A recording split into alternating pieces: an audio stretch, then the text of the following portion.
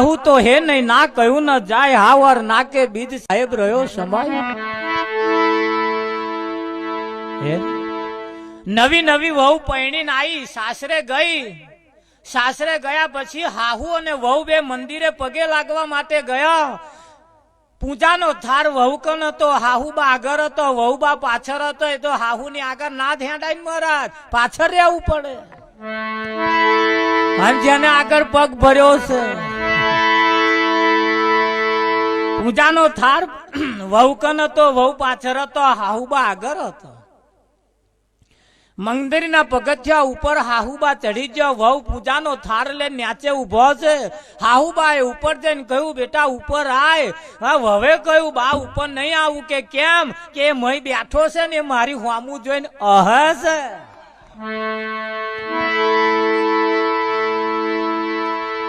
હાહુએ કહ્યું, બેટા એ ના હે. તાકે હશે કે એટલે હું નહીં આવું. હું 60 વર્ષથી અહીં આવો છું, કોદાર મેં હસતો નહીં જોયો, અને તને તમનો હસતો દેખાયો.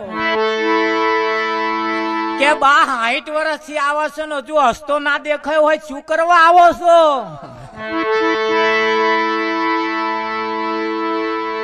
હજુ તો ઉપર નહીં આવીને મને દેખાઈ ગયો કે હશે મને જોઈ. અને તમે 60 વર્ષ થયો પણ હાહુઓ ના દેખાય. દેખાય?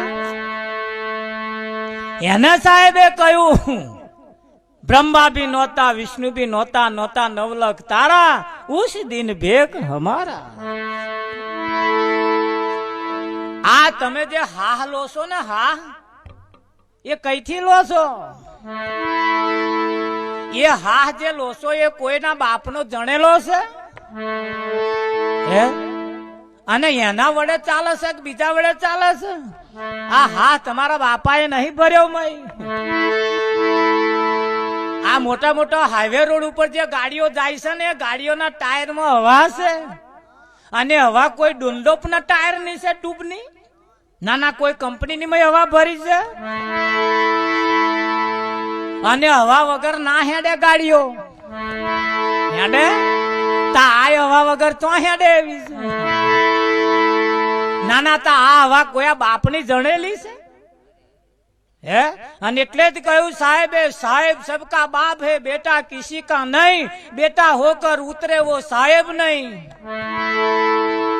રામચંદ્રના પિતા દશરથ હતા. રામચંદ્રના પિતા દશરથ, કૃષ્ણના પિતા વાસુદેવ, રામદેવના પિતા હે. બધા બતાયા છે ને કે નહીં બતાયા? એને કહ્યું, સાહેબ સાહેબ તો બધાનો બાપ છે, બેટો કોઈનો ના હોય. ભગવાન કોઈનો છોકરો હોય જ નહીં. આવ બેટા હોકર ઉતરે વો સાહેબ નહીં. અને ભગવાન માનતા હોય ના માનતા મહારાજ, હજુ વાત બહુ આગળની છે. હજુ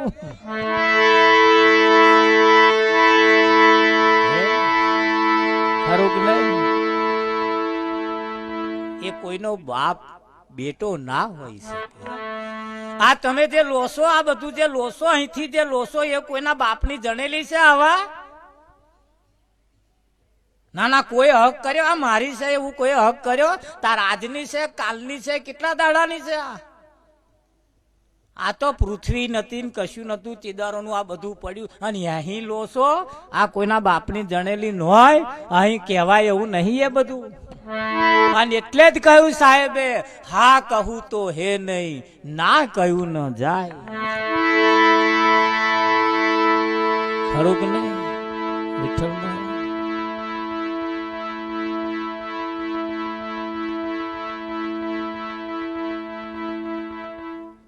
બેનો માટે પોતાનો પતિ એ પરમેશ્વર છે. એ એના પતિ સિવાય બીજા કોઈ નહીં ભગવાન ના માને તો એના નામનો ચોલ્લો ચોડ્યા બરોબર છે, એના નામની પોથી પૂર્યા બરોબર છે. અને જો બીજા કોકને ભગવાન માને, ભગવાન કાગરિયાનો ના હોય, ભગવાન કોઈ કલરનો ના હોય.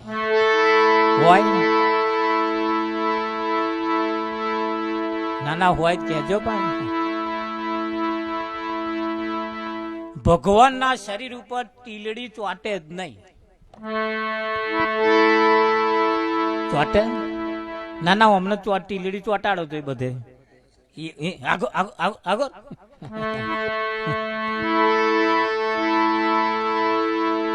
ચોટે આ બધું ચોટે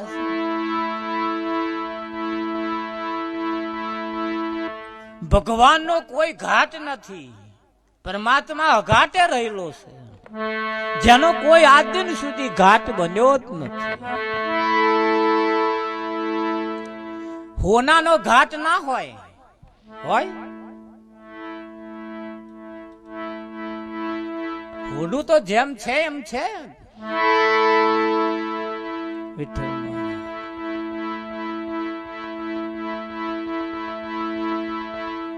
આજે હેલોજનમાં જે લાઈટ લાગે છે એ અને હોનીમય લાઈટ જ છે, કરંટ છે. પણ હોનીમય તમે અજવાળું ખોરવા જાવ ના બેરાવે. ત્યાં કે એવાયું અને આવાયું જુદું છે કે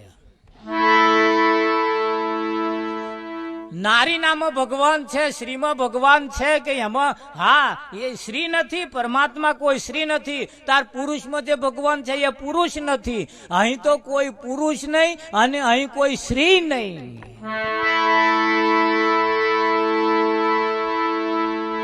હા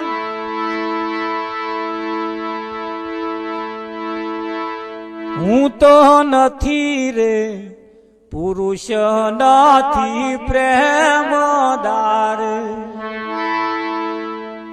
સર્વે સરખું જણાય ફેરો ચડ્યો રે મારા જન્મનો.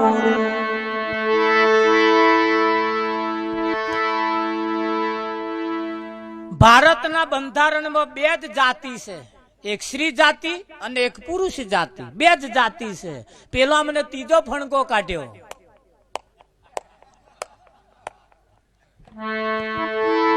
એવાય આવે સરકારને કે અમને શ્યામાં ગણો છો? નહીં, એમને ચૂંટણી લડવી છે પણ અહીં તો બે જ પેલે છે, કાં તો સ્ત્રી કાં તો પુરુષ. હા સરપંચ ની ચૂંટણી હોય કદાચ તો સરપંચમાં એવું હોય કાં તો સ્ત્રી ની સીટ હોય કાં તો પુરુષ ની હોય. ત્રીજાની નંબર છે જ નહીં, તો પેલા ત્રીજામાં આવે છે. આવે છે અને ત્રીજા જે છે ને ત્રીજા એમને પારકો છોકરાનો બલડડો ગાવાનો, હલકડું બલકડું હલકડું બલકડું હલકડું બલકડું. આ ત્રીજા ધોન રાખજો, આપણો ત્રીજામ નંબર ના આવી જાય.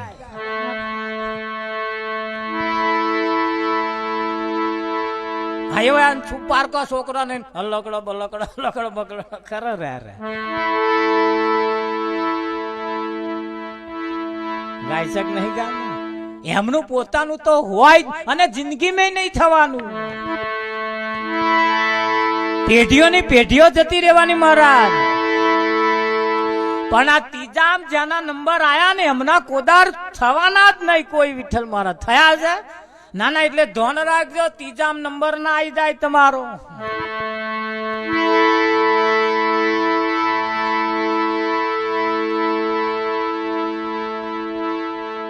સમજદાર કો ઈશારા કાફી છે. સમજદાર કો ઈશારા કાફી છે. અને એટલે જ કહ્યું બેનો માટે પોતાનો પતિ એ પરમેશ્વર, એની આરતી ઉતારાય, એને જમાડાય, એને પાલો પોણી અપાય. અપાય કે ના અપાય? વિઠ્ઠલ મહારાજ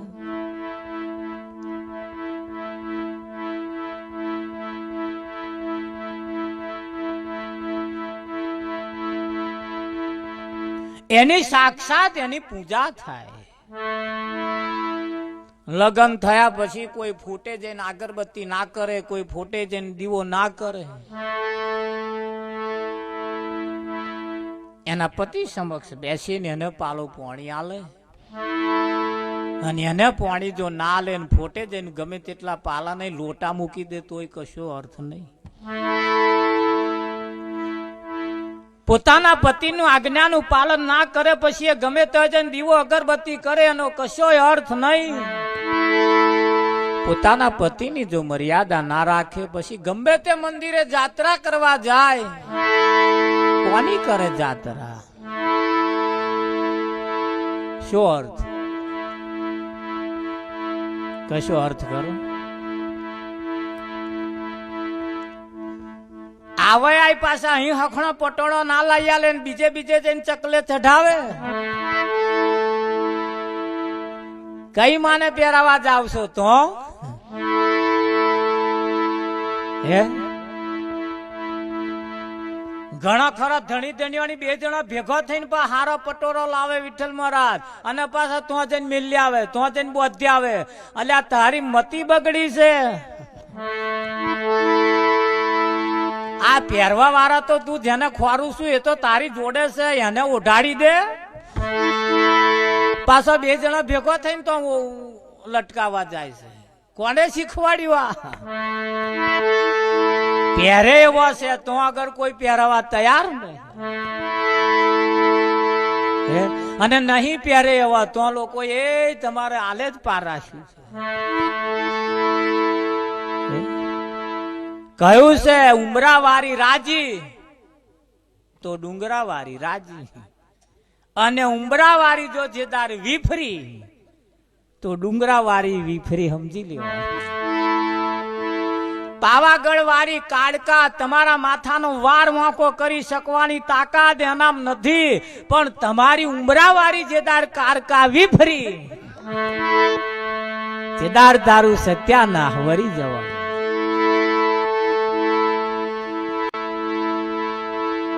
ખરું કે નહીં? પાછા બીજે ના બટકાડતા ધોન રાખજો. પાછા આ તો ઓછા નહીં, અધૂરા રોટલે દાર લઈને લોટ મેલે વાસ. તમારી આંખમાં રહેલી જે કારી કીકી છે એ કારી કીકી જો તમારી આંખમાં ના હોય તો તમને દેખાય નહીં. અને એ જે છે એ જો વિફરી જોવા જેવું જો હણે ના જોયું, ન જોવા જેવું જેદાર જોયું જેદાર તમારી મતી બગડી. સમજી લેવાનું. પતય રાજા આજ કરતો તો. પાવાગઢ ની બેનો બધી ગરબે ગાવા આવે ને તાર પતય રાજા ત્યાંથી ઉતરે. પતય રાજા આવે મદિરા એટલા બધો દારૂ પીવે અને પેલી બેનો જે ગરબા ગાતી હોય ની મસ્કરીઓ ઠઠા મસ્કરીઓ કરે, છેડા જાલીને ખેંચે, કોડા જાલીને ખેંચે. આવું કરતા રાજા હતા એટલે કોઈ બોલતું નતું.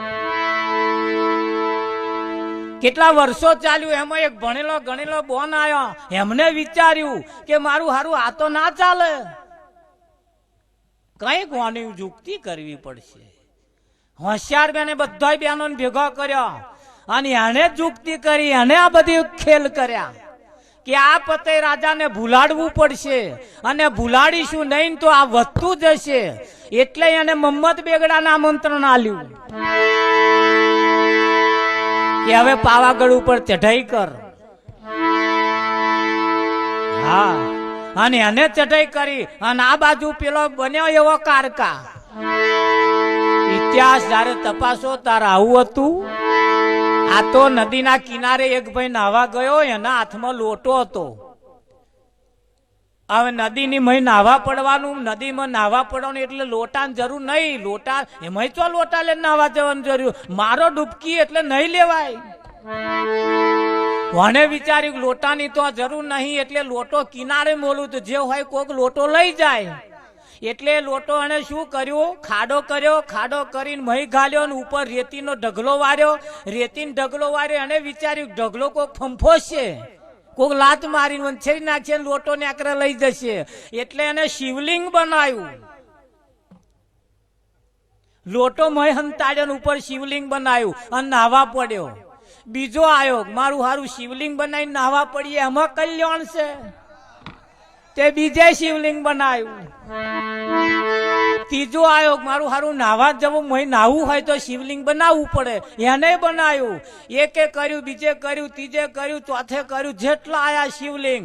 પેલો જે પહેલો લોટાવાળો નહીં બહાર આવ્યો તા તો લાખો શિવલિંગ. હવે આમાં પોતાનો લોટા વાળું શિવલિંગ ખોરવું ગયું, એને જ વહમું પડ્યું અને ગયો લોટો.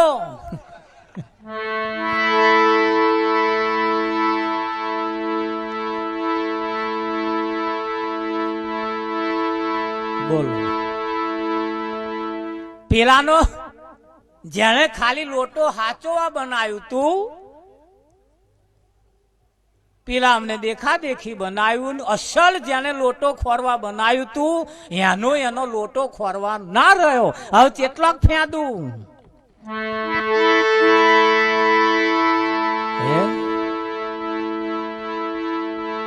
એટલે તમારું ફેંદી લેજો.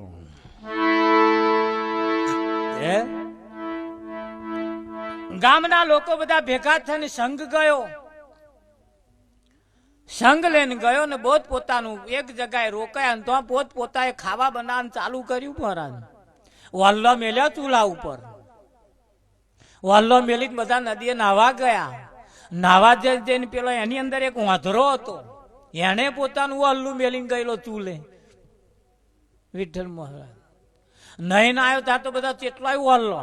હવે એમાં મારું કેવું છે એવું? વિઠ્ઠલ મહારાજ એટલે પેલે કહ્યું લાકડી લીધી, એક લાકડી લઈને બોલ્યો કે પોત પોતાનું હલ્લું સંભાળજો. હા, મેં મેરા ફોડ દેતા હું, ધ્યાન રાખજો મારું ફોડવામાં તમારું ના ફોડી જાય. લાકડીને વેચવાનું ચાલુ કર્યું. પેલા કે ઉભો ઉભો ઉભો ઉભો ઉભો કે જે જ્યાંનું હતું લઈ લઈને નાઠા અને વધ્યું. લાકડું નાખી દીધું ને હલ્લું લઈ લીધું. આ મારું